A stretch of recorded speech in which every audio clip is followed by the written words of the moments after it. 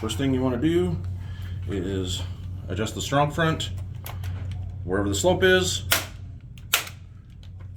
Puts the angle that matches the angle to the door. Put the wire through.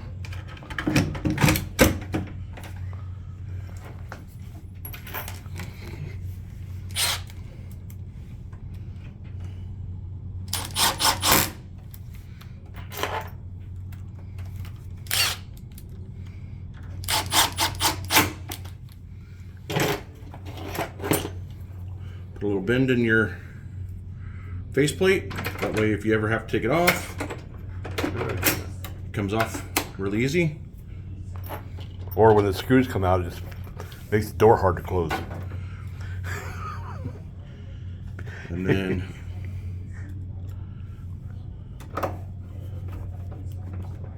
faceplate set screw.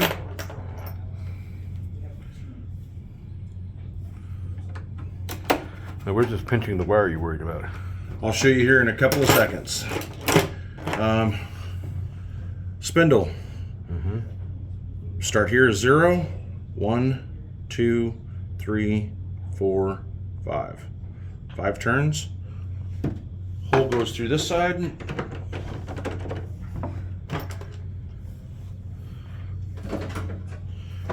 Our retaining clip.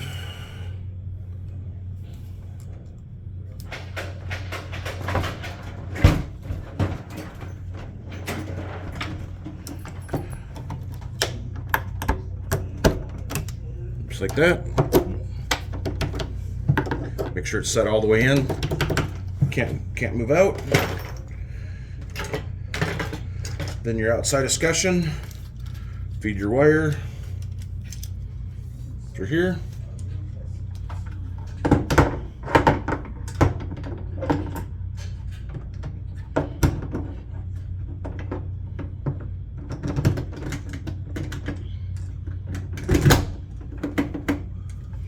Like that.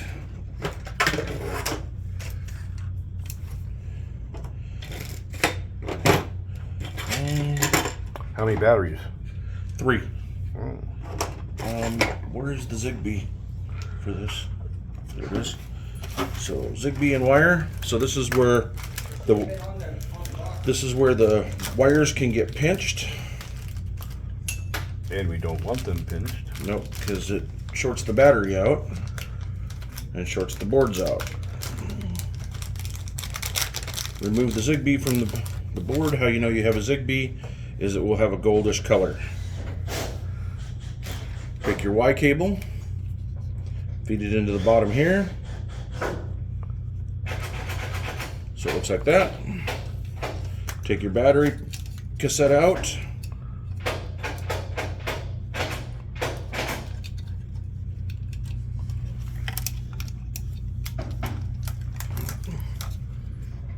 Feed this down through here. It's a little tight, but it does go.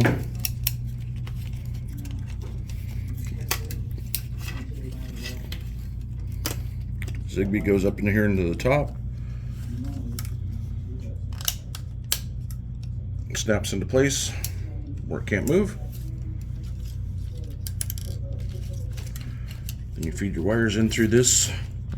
Your battery cassette back through here. Make sure that's all tight.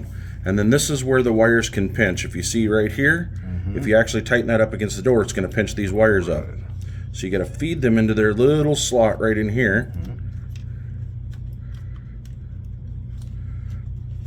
Just like that. That way they can't pinch. So it's all sits out the front. It comes out that side.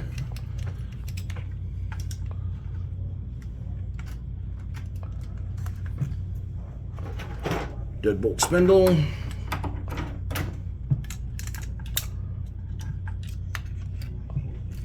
Make sure your deadbolt is in the vertical position. Just like that. So all your wires come out the front, right here.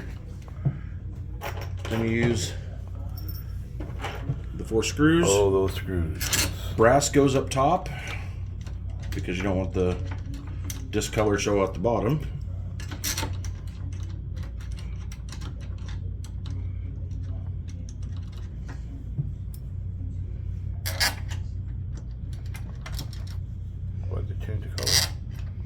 It's so they have just a universal, because we sell locks with brass too. So you just swap that.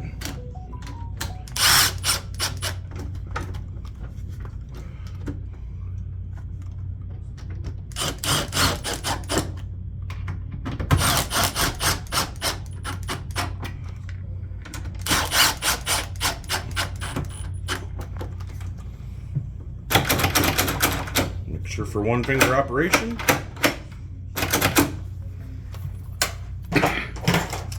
This is what's called the LCU or LCA, lock case adapter. Basically, goes what interprets what the card reader wants to do.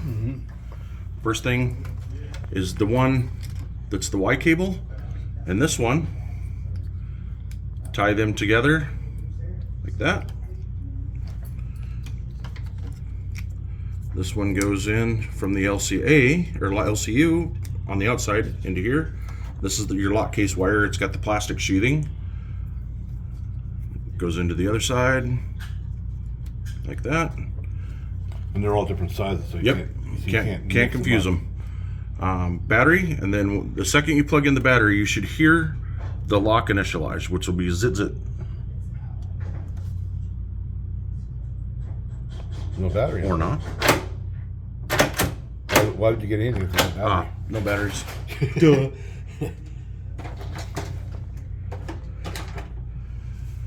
Duh. So you unplug it first? Yeah, it doesn't matter now. Boom. There it is. There it is. Then grab all your wires, and I like to give mine one twist. Yeah.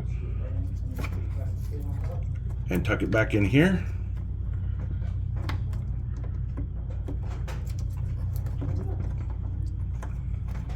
So it's all up and out of the way. That way it doesn't get dropped down into the deadbolt area. Right. And then this, you get it, just snaps into place like that. Okay. Ensure operation.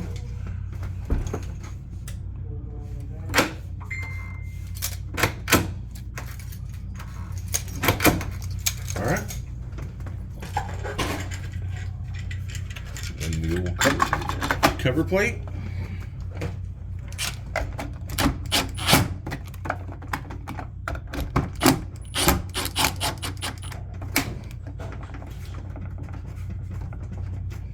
Just like that, and then.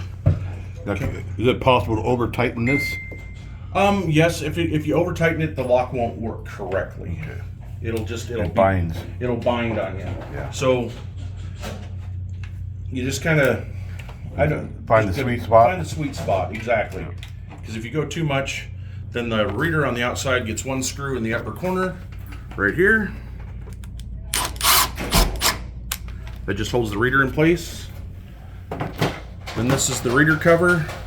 What I like to do is pinch this down so I get a good, nice, tight fit when I snap this in.